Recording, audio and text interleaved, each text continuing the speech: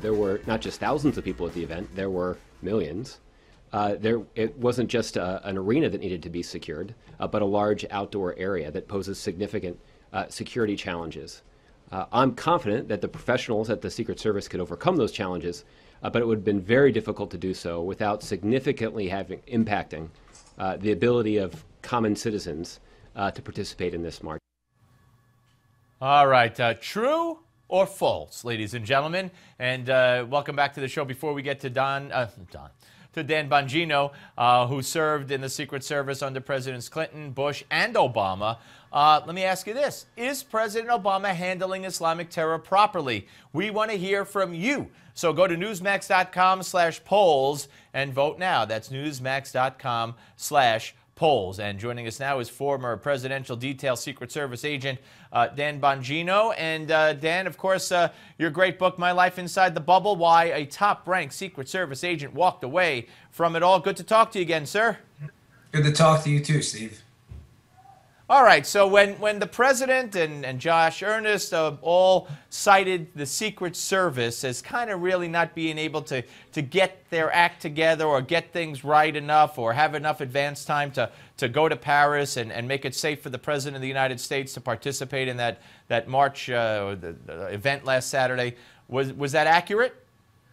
No, that was complete garbage. I mean, listen, it wasn't even close to accurate. He has no problem asking the Secret Service to secure 18 holes on a golf course, which I'd make the case to you is just as difficult, if not more difficult, than securing an event like that. Can you imagine the security footprint in an operation like that? You know, the gendarmes, the French National Police, and their special security forces that work presidential and VIP security are extremely talented and well-trained, Steve. This is an excellent force there.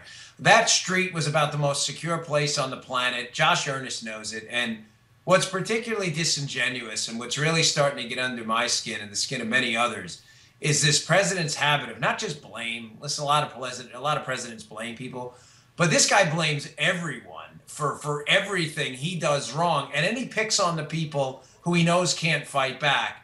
And in this case, the people, the men and women of the Secret Service who would happily forfeit their lives for him. I mean, just a really disgraceful act, I think. Yeah, and you know, it flies in the face of kind of the facts because you had Benjamin Netanyahu there. You had the leaders of France and Germany and Netanyahu and others. And to say that our security for the president, which is the best in the world, we're told, couldn't measure up to those others, either because our president's more important or our Secret Service, I don't know. It just doesn't even make sense. Well, Steve, I did 2 trips like this. And let me just be clear first. I don't agree with these trips. I think they're a terrible idea, and the staff shouldn't push them on the Secret Service because although the Secret Service can do it, they're security nightmares, and someone's going to get hurt one day. I'm absolutely sure of it. Knock on wood. I hope they don't, but they're very dangerous. But I did a trip to an active war zone in Afghanistan that the president had no problem taking with probably just as much time as they would have had, maybe a little more. I also did the signing of the START Treaty in the Czech Republic at Prague Castle with about 7 days notice, which presented the same problems.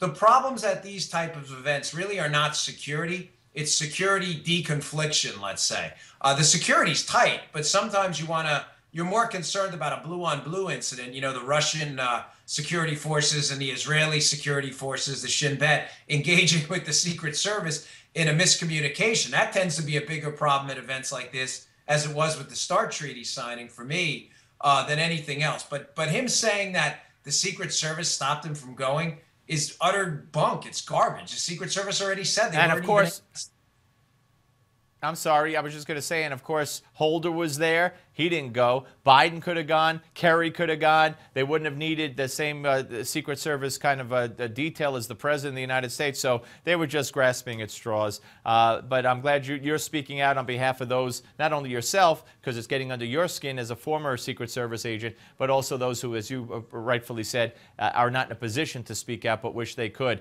Always good to talk to you, Dan. Thank you very much. Thanks for having me, Steve. Appreciate it. All right, Dan Bongino, ladies and gentlemen. When we come back, Rob Williams is back, feeling better, not 100%, but he's feeling better. And the closing bell report will make you feel better. I just made that up. Isn't that good? Because the market's some green today, and it's about time. Rob Williams will be here, and we'll tell you what the numbers were and are